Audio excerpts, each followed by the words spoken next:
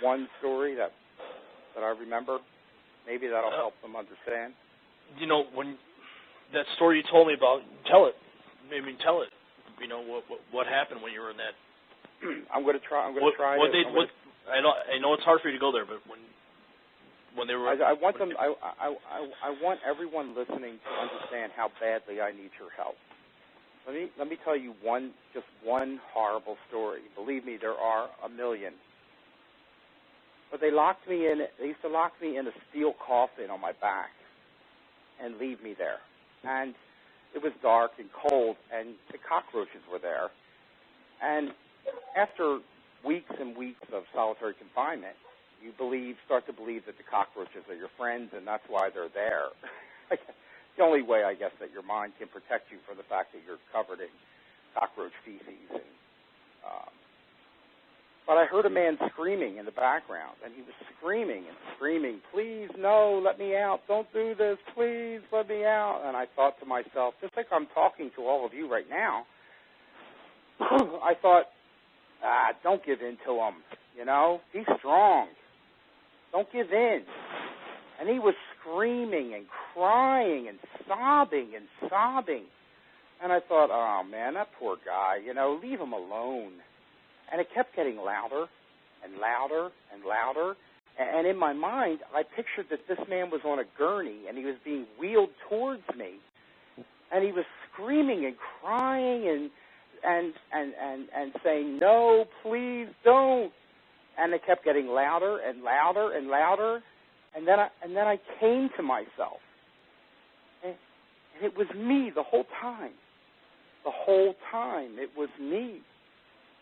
It was me.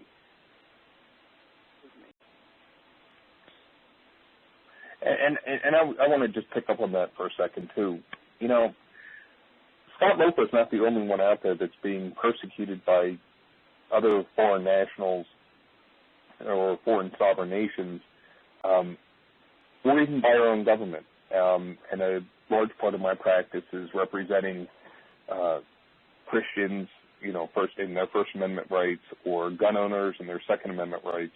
But I currently represent an individual who was holding a Bible over his head, right next door to the Liberty Bell, right outside the entrance to the Liberty Bell. And he got arrested because we don't permit that kind of activity on a public sidewalk outside the Liberty Bell. So, I mean, this is about Scott Loper, this call, but there's a bigger problem here, and it's our government just doesn't care about individual liberty. They don't really care about us as citizens. They treat us as subjects, and that's it. We serve them, they don't serve us.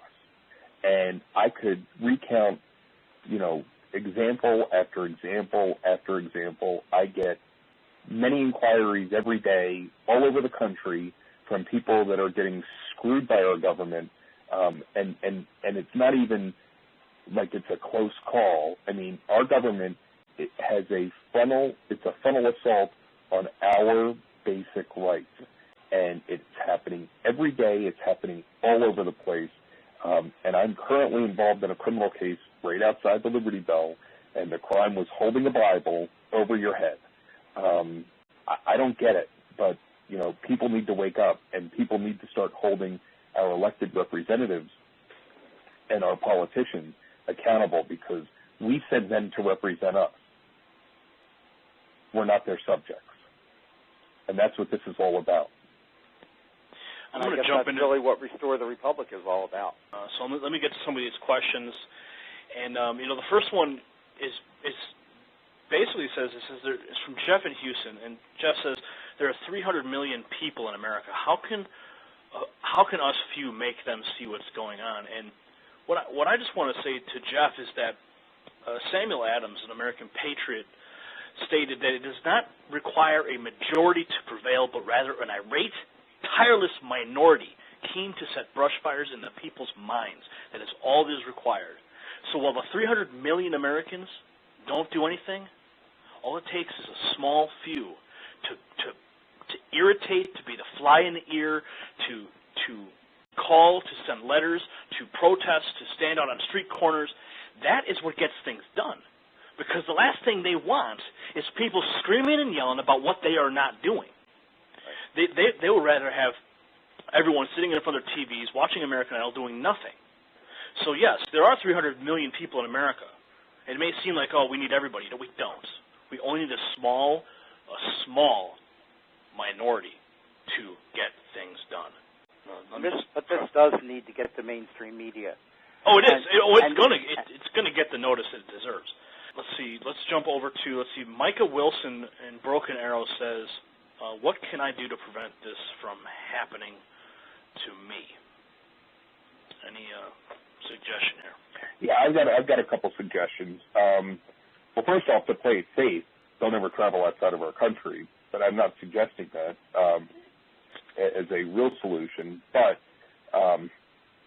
whoever your congressperson is in Broken Arrow, you need to contact them and say, I was listening and I participated in this program. I heard the story. It's true. Steny Hoyer, the majority leader in Congress, has given this man some documentation that the government denied ever existed, and now he's just closed the book on it. He's just not going to do anything about it because it just isn't that important to him. So I would urge all your listeners, including Micah, to contact your congressperson. You've got to bring it to them. You've got to. Okay. Let's go to, we're going to have Denise in Palm Springs. She's asking, where is his wife and son? We don't know. I received divorce papers, which are interesting. They're not in my wife's handwriting, and I remarried last year. So after 7 years, I got remarried to a wonderful girl. But she's an adult, and my concern now is with my son. I don't know where my son is. I don't know. They took him. He was 3 years old. If you go on WorldNet Daily and do a search and put Scott Loper in their little search box, search WorldNet Daily, there's 7 or 8 articles. Each one has a picture of my little boy. He was 3. I've been told, and Gary, I sent you the document that I received from the State Department. I forwarded it to you from Children's Issues. But I've been told to prepare that he's no longer alive.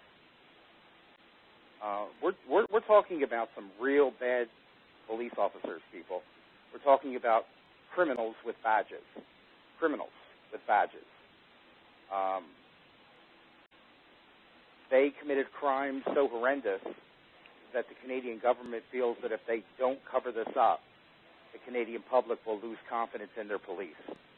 That decision was made, and now they have to go with it. I don't know where my little boy is.